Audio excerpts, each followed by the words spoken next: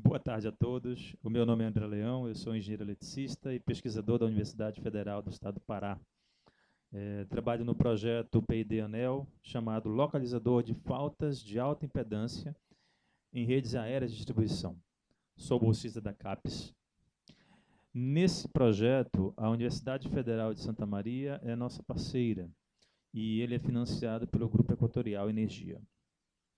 O artigo que nós vamos apresentar, ele trata do estudo complementar do uso de uma fonte ressonante para testes experimentais de faltas de alta impedância em níveis de média tensão. A nossa agenda de aplicação segue o seguinte roteiro: o que é uma falta de alta impedância, ou FAI, as características conhecidas da FAI, os problemas que a FAI pode causar, a fonte ressonante, resultados iniciais de testes de FAI com a fonte ressonante, foram apresentados no Clarity 2019, testes visando o registro das oscilografias de FAI com a fonte ressonante, oscilografias obtidas com o analisador de qualidade de energia elétrica e o novo circuito equivalente da fonte ressonante e a nossa conclusão. Então, vamos lá. O primeiro ponto nosso é o que é falta de alta impedância. Bom, uma falta de alta impedância é uma falha relativamente comum nos sistemas de distribuição. E ela se caracteriza pelo contato de um cabo energizado, rompido ou não, com uma superfície de alta impedância. Para exemplificar, nessas figuras, nós temos algumas situações. Essa aqui é uma falta bifásica dos condutores energizados que caíram sobre a grama. A gente percebe aqui que a grama está tocando fogo.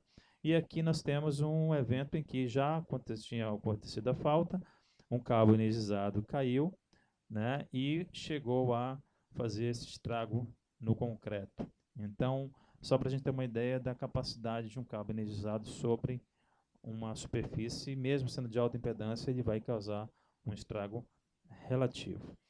Bom, a nossa pesquisa ela tem como objetivo localizar a falta de alta impedância, mas para isso, antes de localizar, a gente precisa detectar que essa falta está acontecendo. E para isso, a gente vai estar buscando ou buscou identificar as características conhecidas da FAI, né? Então, são características da FAI, basicamente, tensões elevadas, alta impedância e baixa corrente. Nessa oscilografia, a gente consegue identificar facilmente o nível de tensão. Nós estamos trabalhando com 10 kV de pico, corrente não chega a 50 pés, isso significa que a impedância é elevada. Mas essas não são as únicas características. Ela também tem como característica, principalmente na forma de onda da corrente, situações de intermitência, momentos em que a corrente deixa de existir, não linearidade, onde a curva característica tensão-corrente é não linear, devido à não uniformidade da resistência. Existe a simetria, onde os picos de corrente, picos positivos e negativos, são diferentes. Existem momentos em que essa corrente é constante, e esses momentos são chamados de shoulder, e momentos em que essa corrente cresce, e eles são intitulados de build-up. Uma outra característica interessante da FAI é que muitas delas ocorrem o arco elétrico, né? E essa característica é bastante útil em vários métodos de detecção dessa falta de alta impedância. Bom, e quais são os problemas que a FAI pode ocasionar?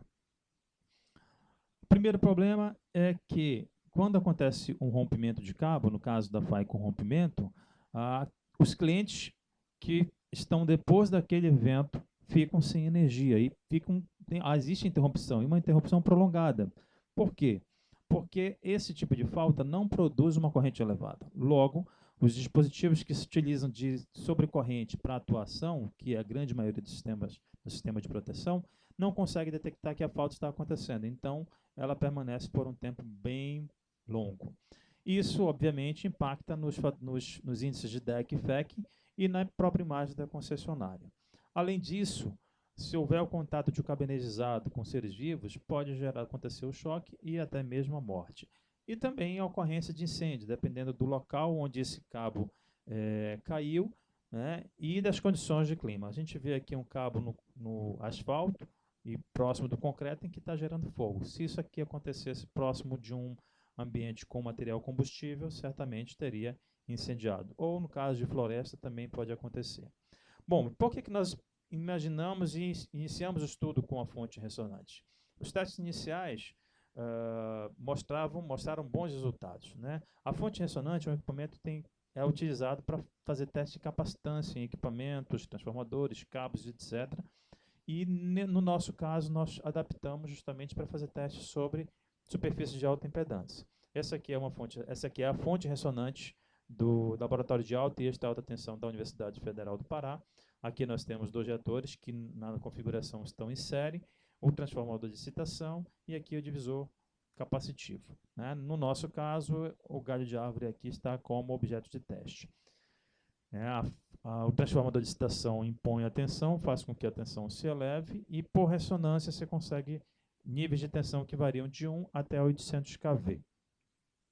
E aí, esse aqui, para identificação, é o terminal de operação OT248, que permite a gente verificar a tensão que está sendo imposta e a corrente que está passando. Porém, esse equipamento não tem dentro das suas funcionalidades o registro de oscilografia, né? Isso a gente vai ver que acabou comprometendo, em parte, os estudos iniciais e fazendo com que nós tivéssemos que aplicar outros equipamentos para tentar chegar, justamente a razão do estudo complementar.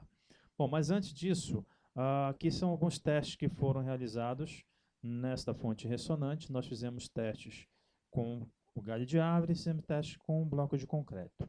No teste com galho de árvore, a tensão chegou, né, com a fonte ressonante até 8,5 kV, 8,49 kV, perdão, né? E a gente verifica que a corrente é bem baixa, não chegou a 1 mA. Nos testes com bloco de concreto, nós conseguimos alcançar 20 kV, mas a corrente permanece bem baixa. Isso aqui para a gente demonstra que nós estamos tratando de FAI, ou seja, altos valores de tensão, baixos valores de corrente, a impedância bastante elevada, né? Até então, o uso da fonte estava se mostrando bastante acessível, bastante interessante. Contudo, como nós vimos, as principais características da falta de alta impedância estão ligadas à forma de onda da corrente. E essa fonte, no caso, a fonte ressonante, não tem essa opção de registro interno. Para isso, nós então investimos ou fomos buscar equipamentos existentes para fazer a medição da forma de onda. Aqui nós tínhamos disponível um analisador de qualidade de energia da RIOC, PW3198-90, que é um medidor classe A, e garra amperimétrica para medição de corrente HK9694. Bom, a tensão de isolação desses equipamentos é baixa, do RIOC em si é 600 volts e da garra perimétrica 300 volts. Logo, impossível de nós colocarmos isso diretamente com a fonte ressonante, porque os equipamentos iriam queimar. Por isso foram utilizados equipamentos de medição TC e TP, ambos com 15 kV de isolamento e a relação do TC de 100 para 5 ampere e do TP de 13,8 kV para 115 kV. Quando nós colocamos equipamentos no circuito, verificou-se um impacto, né? E a fonte ressonante que antes conseguia atingir numa prova de concreto 20 kV não passava agora de 5 kV. Isso fez com que nós fizéssemos testes isolados, tanto com TP quanto com TC. E chegou-se à conclusão que o TC, como estava em série com a simulação do cabo rompido, estava comprometendo a ressonância do circuito. Depois de vários testes, nós fomos analisar as holografias e verificamos que a tensão medida pelo RIOC estava compatível, mas a corrente ficou muito abaixo do valor que o sensor amperimétrico teria condições de medir. Logo, a forma de onda não foi registrada, não tinha condições de ser verificada o que estava acontecendo.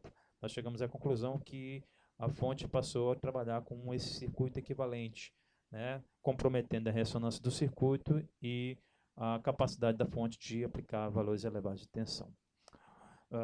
Dessa forma, nós entendemos que a fonte, sim, tem condições de simular parcialmente uma FAI, mas como ela não possui registro interno de oscilografia, ela necessita de inserção de TC em série no circuito, e isso compromete a ressonância do circuito e compromete os níveis de tensões que a fonte pode aplicar, e era um dos elementos muito propícios, já que a gente precisava variar de 4 até 34,5 kV. Então, essa inserção do TC impediu essa possibilidade.